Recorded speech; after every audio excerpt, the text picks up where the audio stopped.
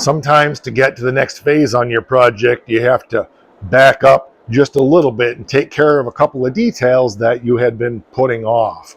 Today, that's what we're doing here on the 39 pickup, but it's more about encouraging you to go ahead and take those moments that you need to be able to move further forward. Stick around. I'm Mike, and you're watching My Car Shop. When we built this chassis table, about a month ago or so, whenever it was, I didn't get things perfectly level, and it's a little bit wiggly, and I don't mind the wiggle part, but it's not perfectly level, and we need to take care of that. It doesn't have to be perfect, but it does need to be close. Becky had given me a little bit of money for my birthday, and one of the things she said was, get yourself a laser level, and I was going to, and then I decided to just go ahead and get myself a 4-foot level like I've used. My other one broke, and this is what I've used most of my life for stuff like this, and it does a very good job. So we're going to go back old school, because old school is the real cool as far as I'm concerned. We don't have to be high tech. We just need to get it done. So I want to do some measuring and calculating and figuring and get this thing a little closer so that we can move forward. I think the table needs to come up about 1/4 inch in the back. It's not much. I got to check the other side, and then we'll check our cross this way also. I think that corner is just a little bit lower than this one. So I don't mind it being on blocks of wood. That's fine. It doesn't have to be bolted down to the floor or anything. What ultimately matters is that this is right, even if it's not square completely to the table. But I still want to get the table a little bit closer. I was incorrect. It's level this way. It just needs to go up about 1/4 inch on the back. I think because I've got so much stacked up back here, because the floor falls away back here, I think what makes sense, I have some big blocks. I have some big blocks too, but I have some big, like 8x8 blocks that may be working good back here.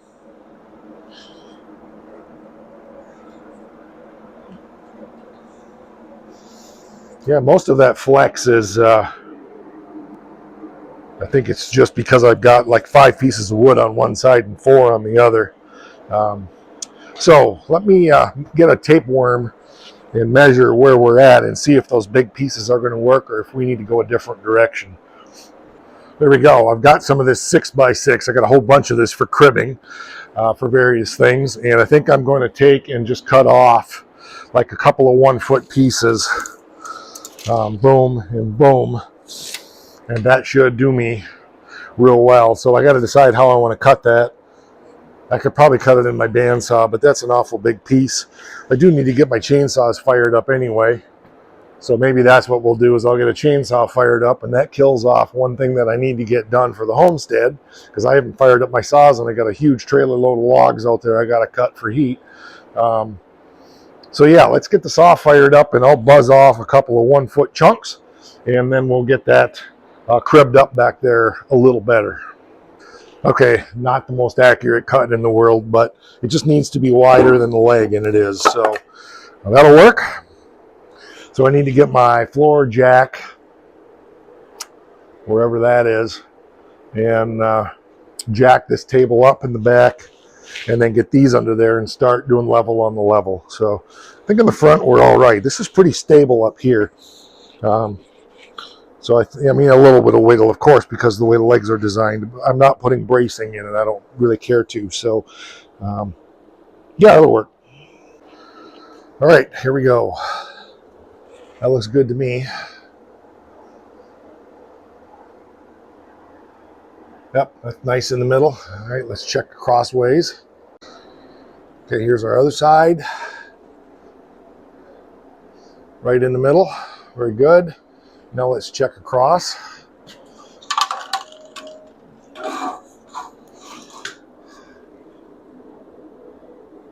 Good enough for the girls we go with. I can live with that. Okay, so now we can, I want to add one more plate in the middle, but we can start getting the frame where we want it and building whatever we're going to build to go down to the table to get the frame perfectly level. I think we're going to shim the frame up first. I think that's the way to start. Once we get it shimmed up with blocks, then it'll be easy to go back and just things in place. So let's start with that.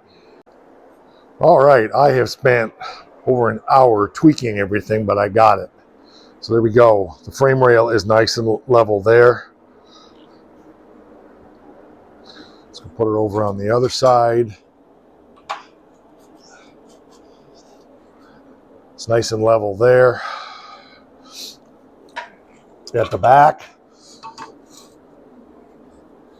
it's nice and level there. And at the front,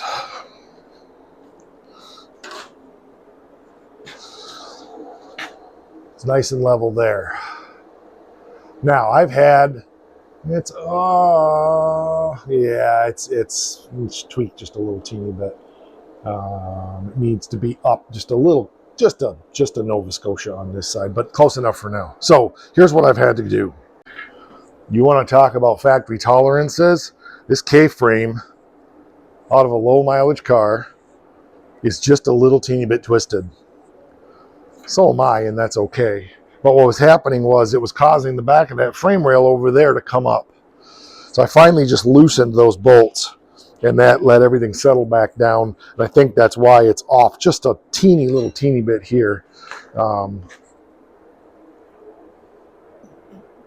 Yeah, it's a little teeny weeny high on that side. I'm not going to worry about that yet. Once we go to weld our pieces down in, we'll be all right. So I want to check now my frame squareness. It should be good because of this, but you know, these things could be off. I squared this up pretty good when I did the when I put that brace in the back, but that was just a temporary thing. So, you know, I'm getting down to the nitty gritty here, and if I have to cut that out, then we'll have to plan for that for the future because I'm running out of time today. Oh crap, my steering box is in the way. Yep, right in the way. All right, I gotta get that out of there. It's always something, you know. Let me make sure I can clear it on the other side, I guess, first.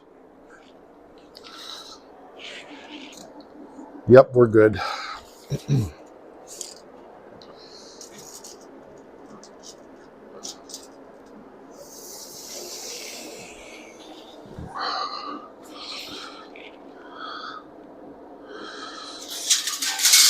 Yep, that's the number I remember. It was just under 102. So hopefully, let me get my box out and we'll go from there. You probably saw where I put the tape measure. I didn't. There it is. Huh. Okay, so I said a little, just a touch under 102. Oh, please may I have done this correctly the first time.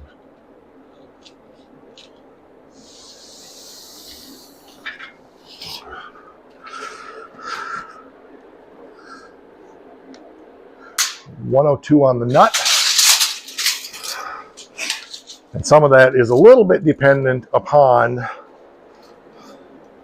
where my tape is falling back here. So I'm going to check this one again because I think I got a little better purchase on it. Well, you little pot licker, 102 7/8. All right, let's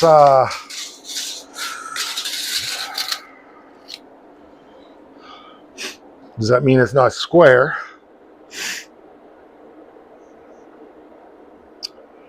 Or what does that mean?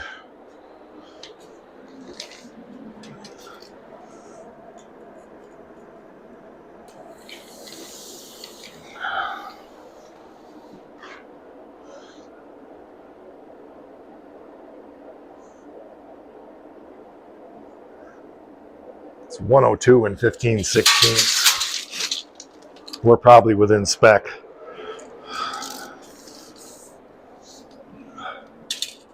Being a little more careful about my corner.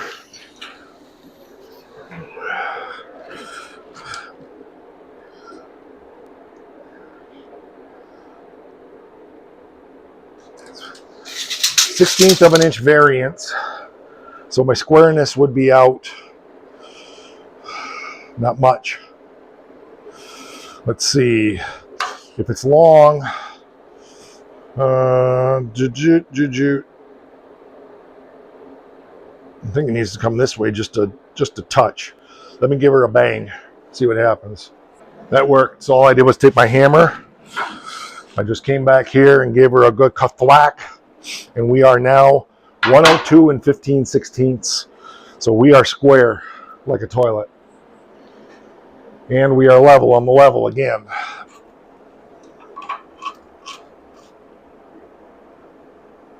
That is just a little teeny high there.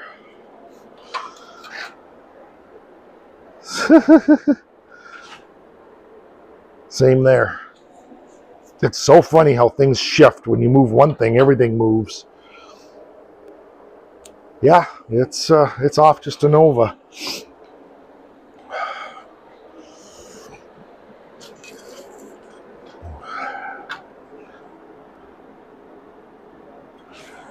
Yep, it's a little high there. It's a little high there. I wonder if when I banged it,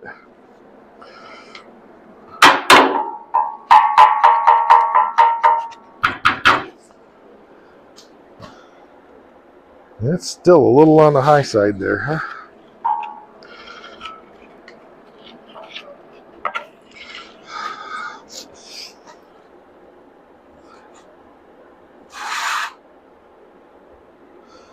It's pretty close now.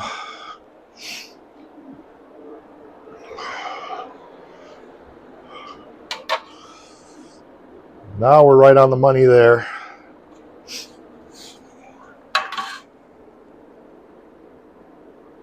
Yeah, we're definitely on the money there. And now we're on the money there. So there we go. Okay. Now because I moved that, I want to check that squareness one more time.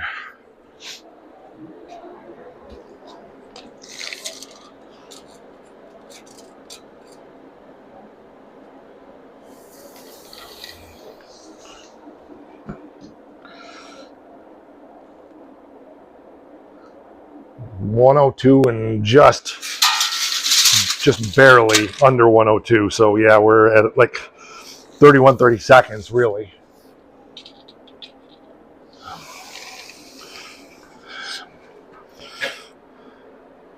%, exactly the same now. So there we go. That's just what it is. Now, here's where we go from here. First of all, I know for a fact when I go to weld this down to the table, it's going to pull. So there's that. I also know that this K-frame is an issue. We may need to shim that just a little teeny bit. That'll be okay. What I don't want to do is tighten down the K-frame and have it pull the frame. So probably what it was from the factory was, I know that the factory tolerances on these were pretty bad. So I'm guessing that some of it, but we have a couple of options. We could try to straighten that K-frame. It just needs to twist a little teeny bit. Just this one ear needs to come up. I think what we'll do, I think all it needs is just a flat washer welded to the frame down there, and that should make, that should make it all right. Will that throw the front end off a little bit? Not really. And the reason I say not really is because we're building this, so we can compensate for all that as we measure the front suspension. So that's not uncommon. I'm okay with that. And again, factory spec, from front to full rear, if we were back 14 feet, is like plus or minus 3/16 of an inch or 1/4 of an inch. It's a lot. So we're splitting hairs here, but I want to get it as close as I can. And the reason is because as I go further along and things move around a little bit because of heat and welding and all that, I don't already want to be loosey-goosey and then have it get even loosey-goosier. You see what I'm saying? So, okay, yeah, I think that's good. So here's the takeaway for you. Don't be in a hurry. These kinds of things are a foundation. And when you're building something like this, take your time walk away, come back. Could the building shift a little bit? Yeah, it could. Probably not, but it could. But the thing is, when you come back, like for me, it'll be a couple of days, could be a week. When you come back, you'll see things with fresh eyes again. And, in the next time we work on this, it could be a few weeks, probably not. We're probably going to get on it next weekend. But as we work on this, then what happens is we start not locking things down, and we're stacking up. So we want to be sure that the very foundation is right. So if we're building a house and our foundation is off like this, then the house potentially is going to lean, right? So that's kind of where we're at on this as well. It's square to itself, and that's good. It's level to itself. That's good. So we are probably ready to weld it down to the table. Probably going to hammer this temporary cross member in a little bit more. I need to weld a front cross member in, which is going to go between here and there, and on the inside. And then the next step after that, I think, is to bring the motor and transmission in, set it in place, figure out where it's going to go, so we can get the transmission and torsion bar cross member put in. Now, here's the glitch in that. The rear torsion bar mount, if you want to call it that, the big nut, I only have one of that's out of a car. Got more in the Forsyth Duster because we've got a brand new torsion bar cross member sitting over there for that car. I keep pointing over here because it's been there for a couple of years. So we really need to get going on that to get those pieces out. Is that going to stop me? No. How will I do it? I don't know. But we'll definitely figure out a way to do it.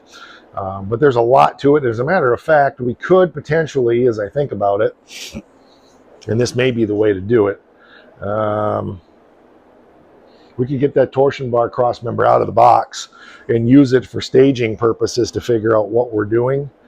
That way, when I cut that one out, we'll be good to go. So, I mean, look at that torsion bar cross member and go, geez, all I got to do is blah, blah, blah. I don't know exactly where that's at. Let me go look, just a second. That's backwards.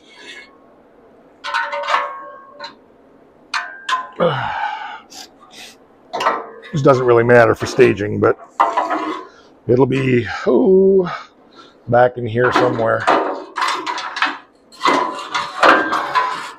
Got stuff in the way. There we go. So yeah, this thing will be back in here somewhere. I mean, we're not using this obviously, but it's a good piece to know how to make what we want.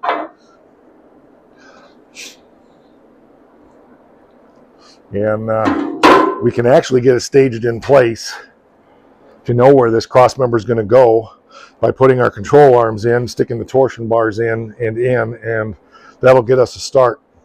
So we may use that just temporarily, but ultimately I'm not using this. I'm going to make something. So, but yeah, it's it's a way to go for sure. And I like the fact that the hump comes up and hardly is above the frame. That's good. Yeah, overall, it's pretty cool. I tell you what, it's tempting to buy another one of these and just go and put it in there, but I don't think we will. Okay, cool. So there you go. It's time to set it aside, come back with fresh eyes. I'm really glad we're going this way. I know several of you had mentioned to me that you really wanted me to build a chassis from scratch. I know some of you are questioning the wisdom of using torsion bar suspension. It's such a simple suspension, and coilovers, all that stuff, that's great. I don't have any of that, and this shop is all about using what you got. So if you've got all that, great, use it. I'm using what I've got, and I like the fact that we're doing something that most people wouldn't normally do, just to show you, think outside the box. In fact, go as far as me and say, there's box? What box? What are you talking about? Box. All right, that's going to do it for this one. We have channel memberships for as little as $5 a month, as much as you want up from there. All kinds of behind the scenes content and stuff like that for channel members. Appreciate everybody who's here. I love seeing the channel continue to grow so that I can give you more and more of this content that hopefully is an encouragement to you to get out there, to think outside the box, and more than anything, to stay motivated. And one more thing, I think is the most important thing. Don't forget. Yeah.